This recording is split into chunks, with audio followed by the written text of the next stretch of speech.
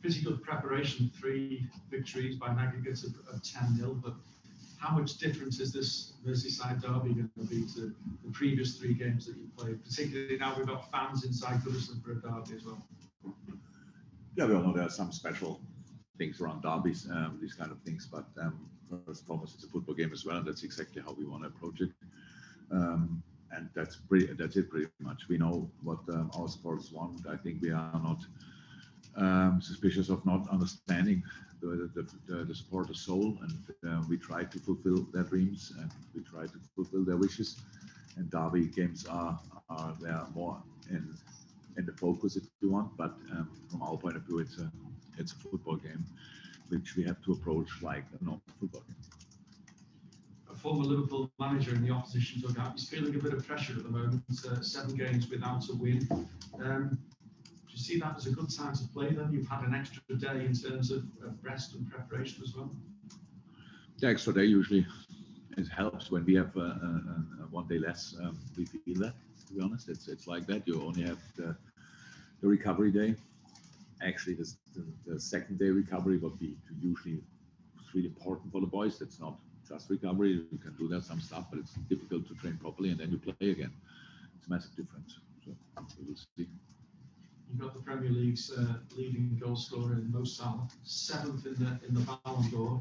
Are there really 6 better players in the world than him? Are you surprised? Yeah, about his position, I was surprised, to be honest. But it's not in my hands. I think I saw the vote somewhere. So I don't know. I don't even know exactly. It's a Ballon d'Or is then a journalist vote, or what is that? Yes. Yeah, don't have to ask me. Then it's your fault. Yeah, so that's how it is. You are a journalist. If you think he should be higher up, then you have to convince your colleagues.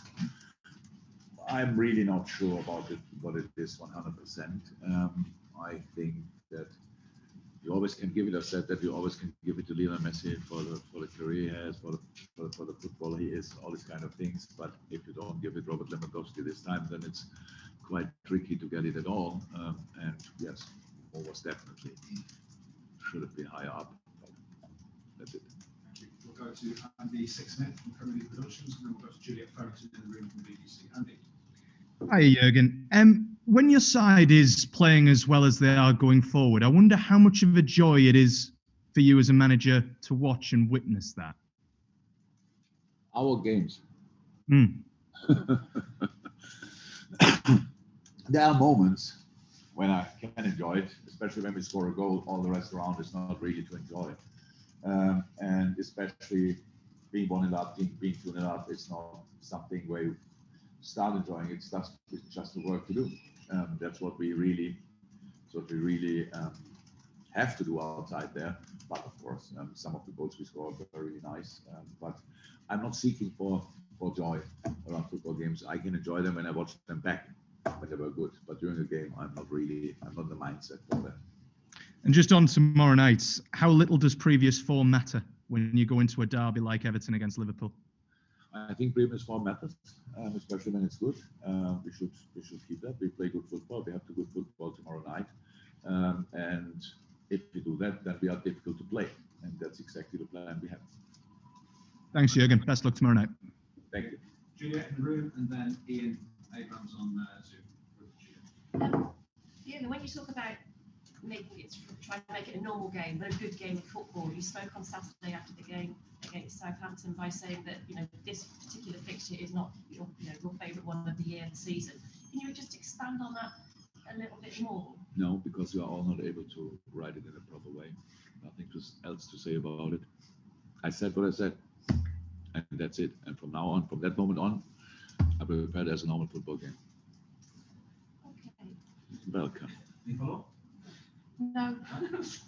Ian from TalkSport. Hey, Jurgen, hope you're well. So far, I just wondered, just 2 things. First of all, with all the narrative around Rafa and him being a former Liverpool manager, does that mean you've got absolutely nothing to lose tomorrow night? Because all the attention is going to be on him, because especially with Everton having a poor run. And secondly, I was at Brentford on Sunday, and the Everton players went to thank the fans for travelling down, and the fans basically told them to go away. They were very unhappy, and we're seeing that more and more with fans. They're having more of a voice and being more unhappy. Brighton's manager Graham Potter mentioned it as well at the weekend.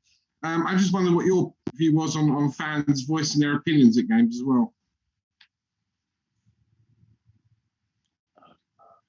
Nothing to lose. I don't know if you can see it like that. We have 3 points on stake, and we try to get them. That's how it is. So, but before you don't have it, you can't lose it really. We just try to win it. So nothing to do with the special situation about their coach or whatever. The other thing, I think it's nothing new in football. I watched the game, obviously Brentford against Everton, but switched it off after final whistle, and had no idea how it exactly was there. But these things happen when you don't have the right results. Then supporters usually tell you that with some noises in the stadium, because it's not that easy to transport or to deliver the message differently. With Graham Potter, I understand Graham, because I really think they play an exceptional football, and it's still Brighton, and if Brighton would play the football they play and would finish all the situations off they create, then they would be maybe not Brighton anymore. I don't know. They have a specific club, a specific amount of money, what they can spend, the way they lead the club is, I think, a really good one. And sometimes people forget that, especially when you see their good football and you don't see the results. Then it's maybe a little bit annoying that it's possible. But that's happens. But I'm pretty sure the general situation of Brighton is a good one. That they are really happy, and they should be happy with having him there, because I really consider him as a very special manager. And so I think everything is fine at Brighton. That's good. James, how important tomorrow will it be just to keep a cool head, particularly given the incidents that Goodison last season involved Virgil and Thiago? Yeah, it's long ago, and that's always important in football. And we will play. How I said, we will play football. For football, you need a cool head, and we are still an emotional team, but you have to use the emotion in the right way, and that's the plan for tomorrow. Absolutely. Not much goes off like that last year, but it was the start of the beginning of your problems with injuries and things like that. Really, someone like Virgil, particularly going back, is there any psychological issues with going back to the scene of where his season was ended and coming up against those players again? Do you think he's more able to cope with that? We are human beings, so it's probably difficult to forget ignore something like that, of course. But the situation was now not a situation how it can happen always in football. It was a situation should not happen in football, so it doesn't happen very often. I can't remember one since then, to be honest, in any other game. The problem was, if it can happen, and then it's unlucky when a player gets injured. That's how we know that like that. But it should have then be differently with it. But that's not important anymore. So, but Virgil is very experienced, and he has now this kind of situations constantly since he's back. That there's always challenges, all these kind of things where he just has to be completely free of all things he could have in his mind because of one issue in the past.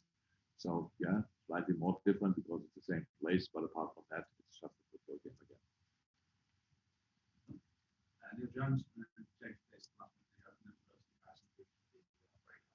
After so long out for Virgil, I mean, it's such a bad injury, probably the worst one you can get as a player. How do you rate how well he's come back? Because he's played a lot of football since he came back at the start of the season. Yeah, brilliant. He came back brilliant. It's all the little things, and people are really quick with that. If something is not exactly like it was before, oh, it's not the same anymore, and stuff like this. of course not right. And these kind of judgments make absolutely no sense because everybody needs time to get back. But he had a full preseason, which is absolutely helpful. And since then, we had to learn a little bit to deal with it. So I think it was at least like this, that the third game in a week, even when he looked fine, he needed maybe this little break, which we gave him now last week. I think I'm not sure we have to give that still for the next few games, but at least we have to need to have in our mind to think from time to time about that. But apart from that, it's all good. It's brilliant. This comeback was absolutely brilliant. City's back. It's really good. And if some things are not exactly like they have been, it's only a matter of time when it will be exactly where they already been, because it's just his quality. There's no doubt about that. James, and then we go to the Barrow section. Last question for you.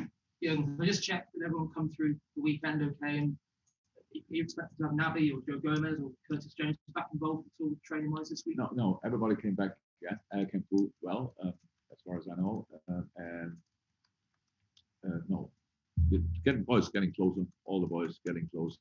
I think especially Joe is not too far away from team training. Naby is not too far away from team training, and then Bobby needs probably another week to do more football stuff, and with Curtis is just in our hands. Curtis is completely fine. He's doing what he's allowed to do.